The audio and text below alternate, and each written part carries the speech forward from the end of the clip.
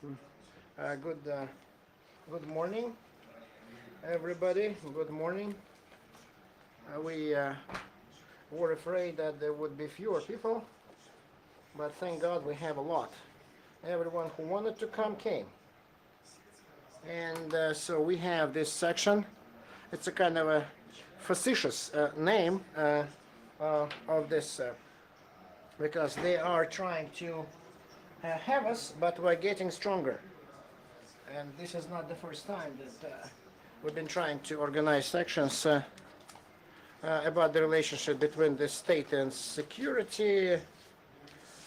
But now it's probably the most interesting and representative audience because we have representatives of different agencies and authorities, and now we have a different challenge. So each speaker will have only 5-10 minutes, no more than that, and so we did not expect that we have so many.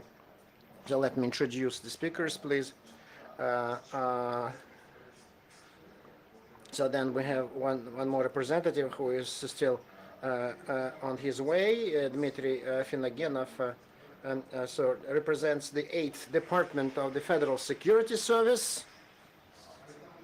Alexander Rodovitsky represents Ministry of Foreign Affairs. And so he heads the department concerning new threats and challenges. Then Daparanov, Deputy Director of the Chief Research Institute of the Federal Tax Service. So he heads a master's program concerning securities at the Higher School of Economics. And the Deputy of the State Duma Security Committee, Security Committee and Combating Corruption Committee. And Andrei Tumanov, First Deputy Chair of the State Duma on Information Policy, IT, and Communications, State Duma. And so we have... И еще как это последний, но And не then there is меньший. another, but no less important, Vadim Dengin, the State Duma Deputy, so famous for his lobbying efforts, different bills on IT. So specifically, the providers should put their centers in Russia. And this question, I would refer you to him. So let's begin. So there is very little time, and the 5-7 minutes each one has. What are the main challenges of IT security? Today, this year, and this is not the general philosophical understanding of this issue, but the real trends and the situations and how do we address those challenges, take care, and what new bills in the pipeline, and your expert opinions will be highly appreciated. And so let's start with the Minister of Foreign Affairs. Yesterday we had a representative of Foreign Affairs, Minister of Foreign Affairs, and he was describing the situation as a confusing one. But we have an agreement with Russia, with other countries concerning the identification of threats. At the same time, Russia does not want to join international conventions like a personal data exchange program. And so what changed this year? So this one way or the other, what are the changes? What are the developments now? Thank you. I'd like to thank the organizers to participate in this wonderful, interesting event. Thank you.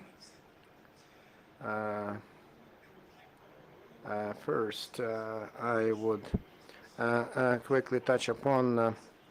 So I'm not talking about joining any conventions or documents. I will just identify some major political trends. So in the that have occurred over the last year, and so then the role of Russia in the international security arena, and how the situation is evolving from the viewpoint of our relationship with the key international stakeholders.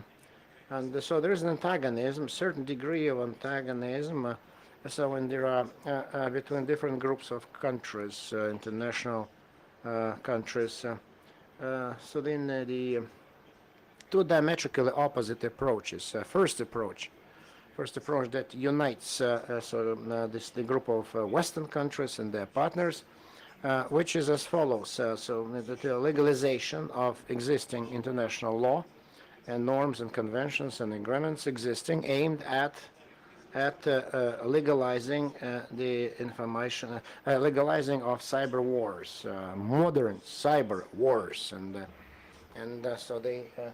So, for example, so then even the international humanity law, so then the legal laws concerning declaring wars, conducting wars, and the cyber wars, so about offensive cyber potentials of the countries and the application. This is all official talk. That's what they're discussing, and this is. And there are many countries that fully realize that our world is so unstable and shaky, and so there are many hot spots in other domains of our in the air, space, on Earth, and then the cyber space. So would further complicate our lives, and these are the countries we're talking about, the developing countries, Russia. And our BRICS partners that call for so not to use force in IT space. So do they speak for themselves, or they come out with a consolidated? So now I'm talking just in general, because there are no specific groups. Because certainly we've gone through this block periods, and because Russia does not adhere to the block thinking, and that is why. So there are groups of countries that share the same approach, and so there are many developing countries right now. So and so the BRICS are the leading developing countries. So they share our views that we should not apply force in IT space, in cyberspace, and there should be certain set of a code of responsible behavior should be adopted, and Russia is going to participate in some kind of an agreement or hammer out a new agreement. So the BRICS countries, after the Fortaleza summit last year, so that brought the BRICS to a different level of cooperation, close level. So there is a work group that was founded, was set up within the BRICS countries to achieve this format. It was quite a very complex format, but nevertheless, we're moving over to very interesting and practical initiatives. On the other hand, as you said correctly, so practical initiatives. So Russia and our partners on SCO in China, and even in 2011 came out with an initiative of setting the rules of behavior in the area of IT security globally. So which is a kind of a model draft of a code of behavior. So that would settle so the relationship and not escalate the conflict in cyberspace. So what was the final agreement or whatever? No, nothing has been developed specifically. We're not talking about the specific legal documents or agreements or modes of behavior. It's not there yet, because there is many won't understand. They just won't understand. Politically motivated, but we can use work within the framework of soft law, the resolutions of the General Assembly, so that the countries may choose to join. Or not to join. So there are some drafts and projects that are being developed right now. But it's by itself, it's already a great achievement, because there is no consensus. There's no common ground yet, and so maybe it makes no sense to sign any comprehensive international agreements on that account at this point. So either any further questions, you're most welcome to go ahead. And I'd like to apologize to Alexei Lukansky. I forgot to introduce him because he So our participants, I'm sorry that I didn't see him at the end of the table. Lugansky, is a famous expert on IT security, and so that brings these issues to the attention of the legislation authorities. And so now so now let's. I think that Dmitry Finogenov will come out with his viewpoints concerning the threats. Should I ask you any leading questions or no?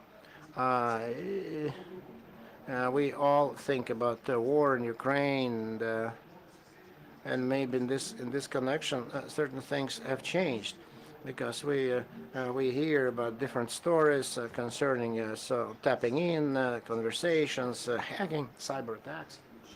They say will be mounted. What is being done on this score?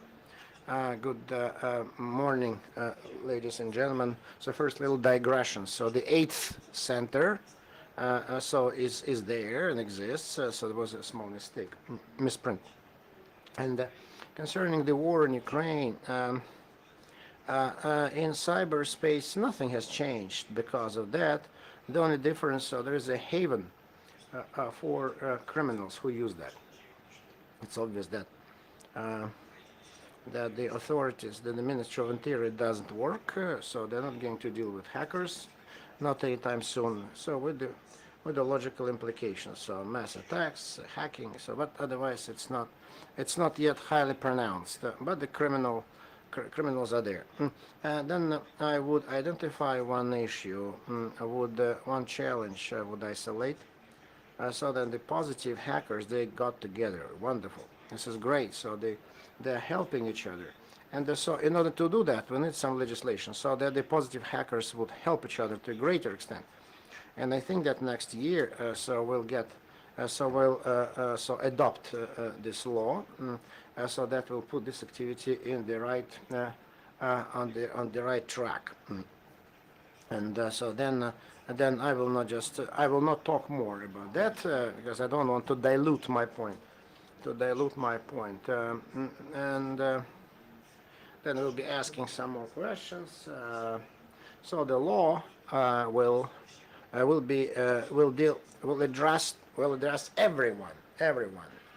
And so the owners and the export authorities, special agencies who are involved in guaranteeing security, ensuring security, and so then there's a divisioning of responsibilities, etc., and rights. But I'm not going just to go over this law with the fine comb, because it needs certain amending, improving, and correcting, adjusting. It's still being hammered out, and so now just it's at the stage of being presented to the State Duma from the government. So last year at the competition of positive hack days, in 2 days, so they found 10 critical vulnerabilities last year. So SCAD, so the Schneider-Racklick made. And those SCADA systems, so they are installed in their corporate products. So then a year has passed, and they say, thank you very much. I'd like to thank our hackers that they found those vulnerabilities. So because they found those vulnerabilities at the corporate level, and it took them only 1 hour, but it took almost a year just to take care of those vulnerabilities and remove the threats. And so the legislation going to go into this sector or not? Or not? Those who were supposed to fix it, so those are mostly foreign developers, and so they don't care about the Russian law. But they work in the Russian environment, that's it, but they don't care about the Russian law. But they do it because it's their prestige. So then when we introduce the state system of liquidation, prevention of threats, at the forward information resources of the Russian Federation, and some mechanisms of combating them, counteracting them, so how should behave under which circumstances need to be isolated. And so there are some, we have put already the bones together, and It's part of the state concept of the state security system that was approved by the president. So it's available, so we can always read the meaning, and the liabilities there as well. Okay, let's go further. Uh, I I'm afraid to ask you leading questions to a representative of the Federal Tax Service. So first, I wanted to comment the speech of my colleague from the Ministry of Foreign Affairs. I think that as a practicing security guy, I think that in cyberspace, relations between the states, there are no rules. That's the main rule. In cyberspace, so the strongest does whatever he damn well pleases. And this is the main rule in international relations. You can see it in every site, every object, every gadget, and you can see that. So then there are two very important moments that how these threats manifested themselves in recent years in our practice, in the tax service, and all operators see that. We have big systems like in the pension fund, etc. So the third is, so then the incidence increased. So it used to be only reference systems, now they're functional systems with number of users, counting scores of millions of people, and so that relates to many challenges. So this is the security of the user in the banking system. So there's lots of money, and the user is not protected, and so moreover, so the user has so many vulnerabilities in his gadgets that he's not even aware of, and continue to use electronic services. But while the mistake was so 10 to the minus so third power was almost nothing, or 10 to the minus fourth power, so was almost nothing. But now, so the incidence is growing, and so the vulnerability is becoming more and more dangerous, and so there are thousands of aggrieved parties now. And that is why, so we can conclude that there are new implications, and we need just to see how this information security needs to be organized. So how we did that before? So we're building it. But we did this. So the information security that was part of the system, it was embedded, it was working, and it worked fine. But now, how can you possibly do that if you have 40 million users? It's impossible. And so who do not want to spend $200-300 to protect their computer? And because the computer costs the same amount of money, and that is why I would say in the near future, the protection embedded at the beginning when the device is purchased, so is going to die out, because unfortunately it's only wise after the event approach. And for this, so we need just to develop new legislation. We need to find new ways to catch those bad guys, and we need to modernize and calibrate our information system and our special agencies operations, etc. That's exactly what we're going to see on an increasing scale. And so as we progress, so there will be more and more dangers. And so it means that the good hackers, so for example, if they test the intrusion right at early stages, so everyone just will have to set up a small hacker department, right? This is what I'm afraid of. So why I'm talking about that is because so for example, so since July the 1st, we opened a portal to surrender declarations, so financial tax declarations. So the standard service, but this service has many complications. So when, for example, so if you know the password, of your neighbor, So you can easily surrender your neighbor's tax declaration for him. So and you can just populate this tax declaration with whatever figures you want to. And so this is very dangerous because very detrimental. And so then for tens of millions of people, so so the password theft is very dire, and the system cannot be even held responsible for that. And but it's certainly a direct threat to the well-being of thousands of companies. So that's why this is a moment to the mass functional systems. What is going to happen very shortly, and so we can see that so they will be stealing from your wallet. All right, yes, and so we need to be aware of that. So each citizen, each resident may suffer.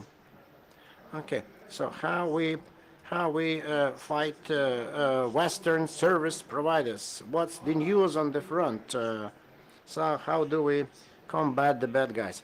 Okay, good morning. Happy to talk to such respectable audience, and so a few points concerning the Ukraine, and so there is a Ministry of Propaganda that they set up, which is financed from abroad, definitely Western money, and so $40 million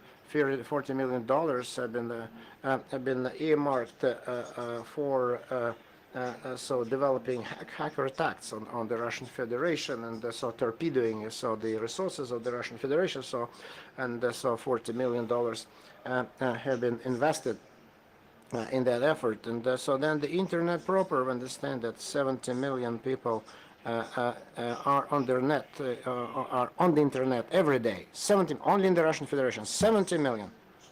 And so they 70 million. So if no one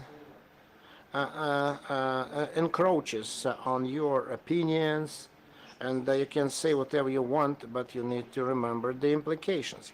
Because if you say something, then you need to confirm your ideas. You need to so to put your money where your mouth is, and you need to stand up for yourself, and so you need to prove that what you say is sincere, open, and that you don't hurt anybody's feelings. And because we think that anything goes, anything is possible, but at the same time we just don't realize how important it is to be responsible in their statements. And so then there are many bloggers that torpedo different personalities, institutions, and horrible. This is what is happening, but not many have been put away. But we need the speed, right? So today they registered, tomorrow they said something, that after tomorrow they just they put him in jail. No, but we cannot catch up. We can't do that so rapidly, because by the time so we realize something is wrong, so they are far ahead of us. And so there are new terrorists, cyber terrorists, and unfortunately we cannot catch up with that. And we fully realize that the state institutions need to be enhanced, strengthened, financed. So those are going to monitor that, because the IT environment is part of our lives. Because we need even to treat people, because they develop psychotic disorders and borderline mental insanity syndromes. So it's all there.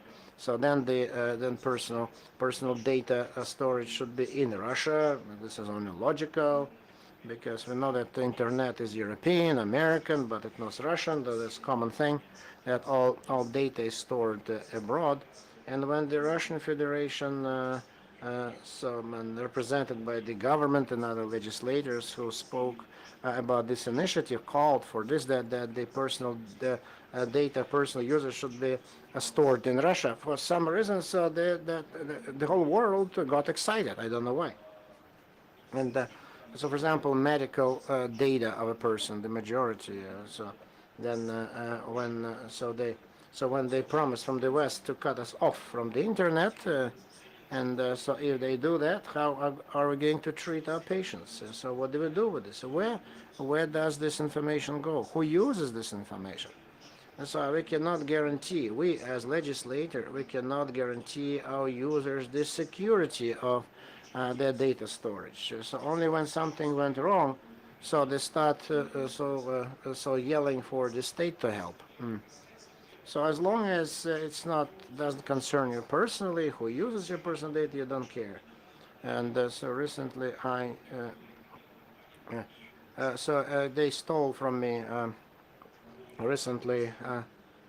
Uh, mm, uh, so they stole some money from me. I called the bank and I sent a query. Yeah, so there's a special group sitting there. So then who? So when they are buying something on internet, they're just writing off certain amounts from your account.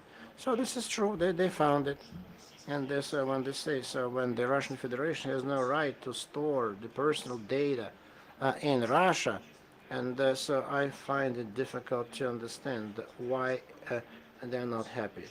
Although so they store the data in their own countries, but do not want Russia to store its data in Russia. And so then so it's like Google quit on China, so it will be very easy for them for Google to quit on Russia, and so to leave Russia for good. And so there's a threat.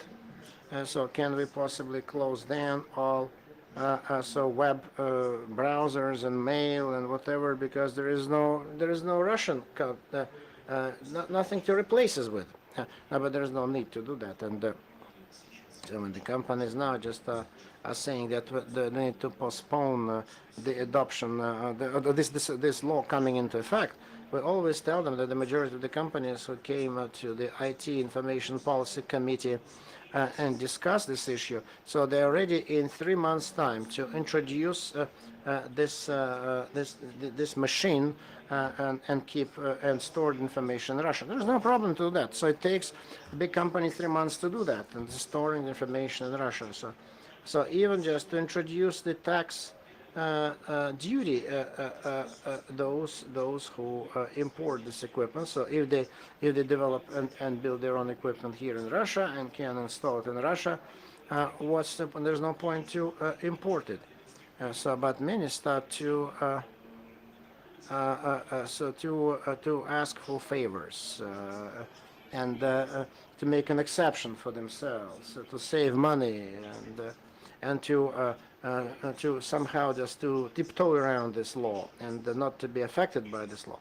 And so because business is very flexible, and it knows that they realize that they need to invest in security, and that's a must.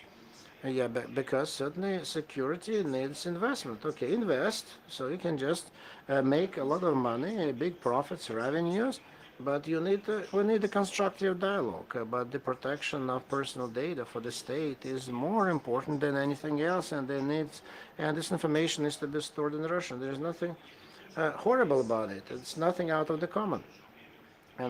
And I don't think that big corporations just would leave the country only because they have to store. Maybe like Microsoft in China, they will settle it with authorities. Yeah, so there's a constructive dialogue going on, and we have many representatives coming to our committee, and so some with very important points, and so some of them. So, for example, for example, the security system of their corporation pits against the security system of data centers, for example. So there are many pros, but we've never seen any big corporation or small company so that would doubt the importance of the law on personal data. And I think that technically needs to be settled, but at a later stage, and certainly it will be eventually resolved. This is the Internet Ombudsman came out with this law to postpone this law coming into effect by 1 year. I thought I'm against it, because why did we start it in the first place? So why was the rationale of protecting? Because they could be cut off from the data any day, so anyone can steal them, use them for bad purposes. It can happen anytime. That's why those who have personal data should be responsible, should be interested in having their data safe and stored in their own country. All right, let's follow up. And let's follow up. And I know initiated the similar restrictions, for instance, to restrict the use of internet services for the defense, for the military people, and then for the officials, or rather to explain, to educate, so that to avoid the pain points, so that, for instance, someone puts out the whole military unit on Facebook with the movements and the activities. So is there any advance in that activity, or the initiative has just been lost? So thank you for the questions. You raised the topics of the 2011, 2012. So this information security is in the head, primarily in the brains of the users, who either appreciate or do not care what's happening to the web, so they can estimate the risks, the balances, and sometimes they give little to the big corporation, and the big corporation returns nothing to them. So the liability cannot exceed the amount that we paid for the service, but as usual, we pay nothing. And if a military person or official trust those irresponsible consumer services, this situation is abnormal. So I will not list all the emergencies and events when the data turned out to be in public access after the after hacking of the mobile cell phones or email, and it's impossible within the legislation does not provide the wherewithal for bringing the perpetrators to justice. As for the security events for over the last 12 months, it's in the heads. So 3 years ago, we were talking about the vulnerabilities of value of public data, actually caused a kind of disrespect. And after the Snowden case, Snowden helped us. It has become very important. I remember he helped me personally. At a similar information forum, at the similar discussion, I was telling you that Google analyzes the personal correspondence of users, and there was a Google representative and said who came up and said it's a lie. And the same day in Guardian, the first Snowden revealed secret appeared. So that's the first wave. And over the last year, I would like to mention two events. So first, a meeting on the Russian segment of the internet security. Unfortunately, the results are kept classified, but once after the Security Council, the minister did not came up with the claim that we are ready to combat any threat. So it's another way to confess, to admit that there is a way to go, and there are many things to work on. And it means that we have to protect the vital interests of the state security and an individual user in the information environment. And another event that raised the importance of information security is partial restriction of functionality of a product depending on the location, geography. So definitely we mean the Crimea, firstly, and Balaklavskaya Street in Moscow. With the failures, some services has become unavailable for the local residents. So that's a breakthrough in the mentality. So some people have been quite cosmopolitan and thought that all people are good and wish the best, and this multi-stakeholder model, when you never know who makes the decision, actually raises dots all I's and cross all T's. That now they started to think differently. Now they admit we have vulnerabilities in we have routers with bugs and tags, and this discourse, this change of the route allows us to hope that we shall have changes in the legislation, upcoming changes, and as experts, you are going to do things, more things, and so But do you mean that the population is becoming more educated? Yes, unfortunately, we're learning from our own mistakes, and we would like to do otherwise. So I thought that there are many more regions in Moscow that has suffered. So what are we going to do? I join many of my colleagues, and in the Security Council, the new security doctrine is being developed. So the threats are approximately the same as they had been in the early 2000s. So import substitution block has been absolutely sent down the drain because all these threats have been described.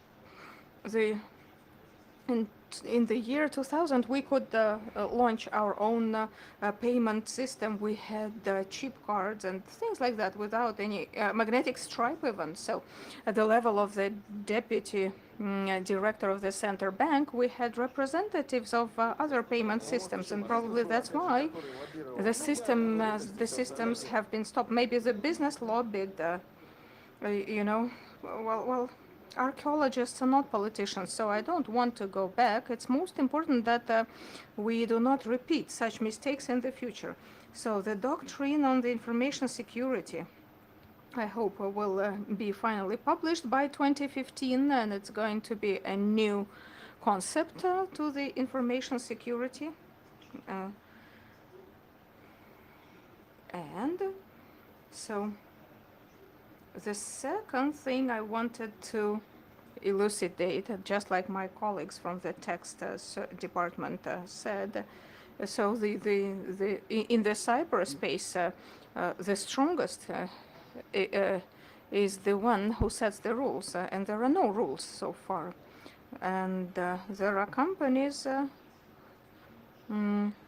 who are the leaders, and probably there should be some kind of harness as taxes, the opportunity to find them, because in Europe, in Google, when you enter some input the inquiry, and there is a special warning for the provision of information for you or about something that does not match. So as far as I know, the Russian users do not have a chance to do so.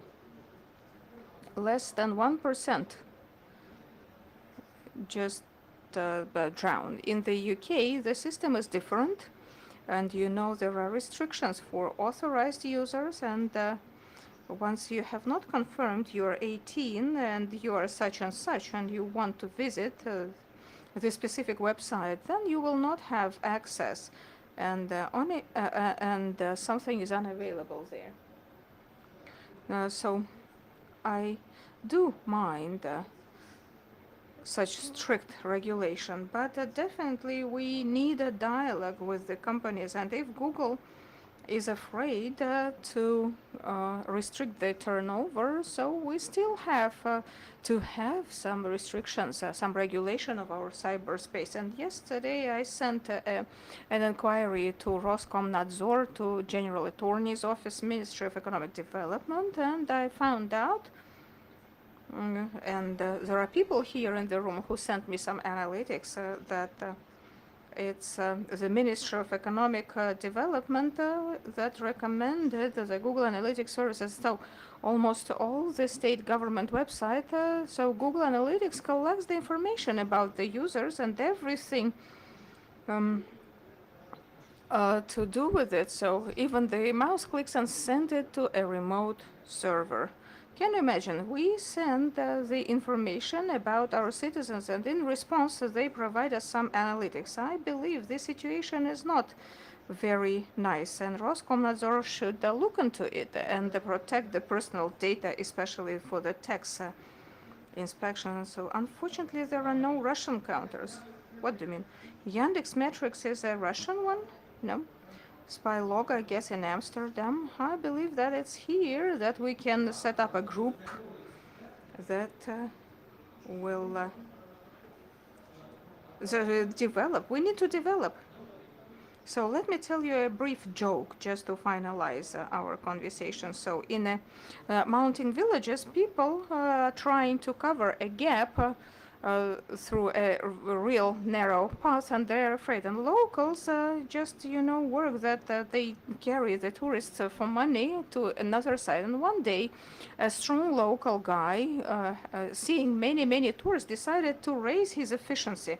And he took two people under his armpits, took one on his neck, and as was going a ruble a person, and carries them through the gap. So when he was halfway, he just dropped one of them because he got tired and said, "Oh, to hell with that ruble! So I will carry only two," and dropped one of the three guys he was carrying to the abyss. So we have another Gosduma representative from the same committee, Andrei Tumanov. So is there anything that the colleagues forgot to say? Would you like to add? Yeah, what is there to add? Recently, half a year ago, the State Duma in the States, someone tried to hack an ATM. When I try to tell, people approve. You got your cyber criminals in the. No. It was just, physical. They tried to use a hammer to break it. It's not hacking. It's just breaking into it. A simple burglary. So after analyzing, this case, the security services decided to raise the knowledge in the information policy. Otherwise, anyone can take a hammer and or a screwdriver and break into the ATM. So sometimes we share just a good cop and a bad cop. Vadim is a bad cop and I'm a good cop. I'm the good cop. I always disagree with him and he keeps disagreeing, arguing with me. So is there anyone here who would like to sugarcoat the pill? No, that's good because we always come up with our contradictions, and you as professional community can judge what's right, what's wrong, and find the ultimate truth that we're searching for. I believe that when there is a complicated issue ahead of us, people try to simplify it. If an issue is simple, people try to complicate it. So you don't need to simplify a complicated issue, an enigma, because we shall not get the proper result. So each solution should dovetail with the goal, should be streamlined, should be the way the goal requires, and the Duma deputies and the profile ministry people, unfortunately we cannot see them here. That's a pity. We were inviting them, we had invited them, but we are not professionals like you. It's you who are, geeks and nerds. You live that life. You swim. You know how to swim in that sea. And we all have our mission to achieve. The ministry, should develop the draft laws that will go then for Duma approval. But it's you who should provide the content for the draft laws, the professional community guys. You understand the tricks of the profession. So, and then when we pass it in the State Duma, when we have a roundtable discussion with 100 people, out of them 90 hear about the issue for the first time in their life, it sounds funny, it looks weird, So criticize us, keep criticizing us. Keep doing that in the web, but offer the ways out. You offer your solutions. If you just criticize, but don't suggest what to do, and direct the activity in the right way, so it means that you want to do nothing. That's then you to blame. You are to blame. So we invite you, when we have this draft law on information security, we encourage you, we prevail upon you to participate in the discussion, in the monitoring. Please speak up, because whatever you say in the internet, make sure we hear it in the State Duma. I suggest we don't wait. We have Alexei Lukavsky here. Let's pass him the mic and ask him to express his point of view. And definitely, no, I'm not going to criticize you. I understand pretty well that with a number of 16 regulators in the security, the main issue is not that they're right, but they cannot agree among themselves. We don't have a single concept of development on the information security legislation. So sometimes it boils down to the fact, when they have absolutely contradicting draft laws in different committees, like this data security, storage overseas, and we can keep the personal data only inside Russia, but the other law provides that we have to keep them beyond the Russian boundaries. So another issue that we don't have common terminology. 2 years ago, in the Council of Federation, we were discussing the first project of the cybersecurity that has been dropped. So we were arguing if we could use this term cybersecurity, considering the number of meetings that we had. It took us half a year that this term cannot be used in Russia because it has been introduced by the rival, the United States, and Russia should use another term, information security, not cyber security. So, but finally, we have not discussed some important issues, and this topic was dropped. So the ones who initiated these discussions left the Council of Federation, and the idea died a natural death.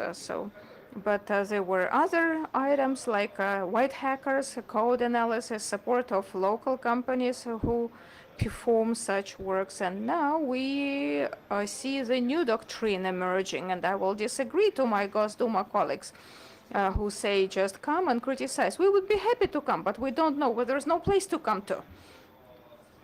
For instance, in some websites, there is an opportunity to express your opinion. But as for the State Duma, if you want to come up with an idea how to write an offer, understand it has been considered, is absolutely murky. So there is no interaction, there is no way to interact. And the third issue is we are very slow. So if we take the security of critical infrastructure, it has been drafted in August 2013, so 2 years have elapsed, and the draft law has not even left the government. So it took already 2 years to discuss, and too many incidents happened over those 2 years while the law has not been passed. So we cannot coordinate our activities, hence we have these issues with legislation. And until we have a real accident or emergency case, nothing is going to move. So that's, how we are going to stop the experts' opinion, but still we have 10 minutes for questions. But let me make two announcements. You can ask questions after the session and approach them privately. So try now to ask something very general. And immediately after this session in the European room, we shall continue the topic. We have a session, how to hack a country, how to hack someone. I would say the hacker's point of view, or information security guys. So go to this session and listen to the story with our presentations. So now I'm opening the floor for questions. I see no hands. Yes, I see one hand.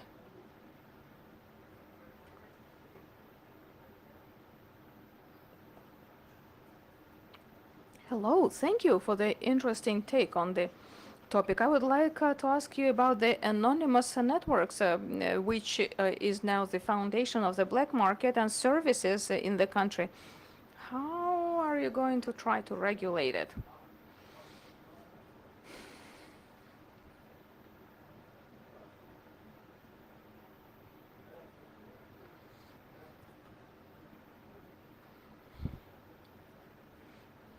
So the State Duma is going to ban as far as no. We are going to pass a law about permissions, not bans. So we are still talking about. We should understand that there is some toxic information. I don't know, but I get I get ballistic when there is some service at the forums. They distribute kids pornography. So how to make drugs cheap and quick? Things like that. Until there is no solution, we all understand that something has to be done with the system, and we understand that probably for the colleagues, and I hope that for the Interior Ministry, this network is anonymous, but there are people behind it who can always find the links and find the people behind it. So it's unacceptable. These ways to distribute information are unacceptable, and it has to be in the air.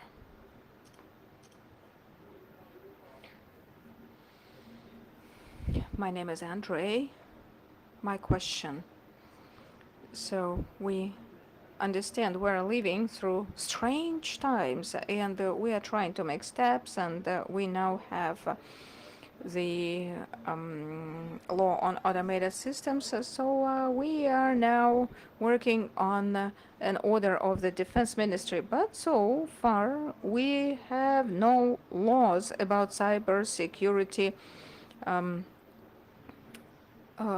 violations. So it's up to my bosses to make the decisions. We have some licenses that are quite that contain quite murky requirements on security. The question is, when will the state control the security issues of such private companies who are outsourcing, for the Defense Ministry? I would like to have some standards, security requirements for some companies, because until the documents are made classified, it can easily be made public. So before the documents are classified, they have a wonderful chance to be distributed. So if we look at the text of the law, it contains the requirements to the organizations that provide services to the critical infrastructures. So as the range is very wide and goes beyond the list of 2005, it can contain many companies and areas. And then the question is about compliance and enforcement. So the question is not about the lack of requirements, but I would say about the control and monitoring of the organizations that apply for the licenses for specific jobs. Speaking about the interaction with the committee, could you please prepare your proposal so we shall exchange our contacts and then probably arrange a roundtable on this topic? And what about the controlling agencies? Do they have the requirements? For instance, they according to them, this check is going to be as vague as the requirements. No, ministry has everything in this respect. So we should only use their requirements. Yes, they are primary. They are prevalent. You should use their requirements to coordinate your activities. You have to comply.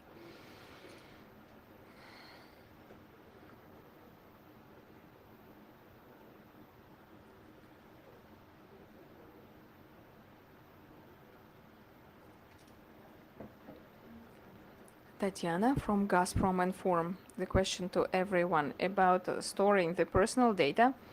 Why can't you create some develop some international convention about the storage of personal data in Russia and Russian personal data in other countries and the foreign personal data in Russia? Thank you for the question. So I believe we have been talking about it today, and the writing is on the wall. Why we shall never even discuss such conventions? There's a number of countries who will never want to store their personal data of Russians in Russia. So some countries are interested to store the Russian personal data and their citizens' personal data in their country.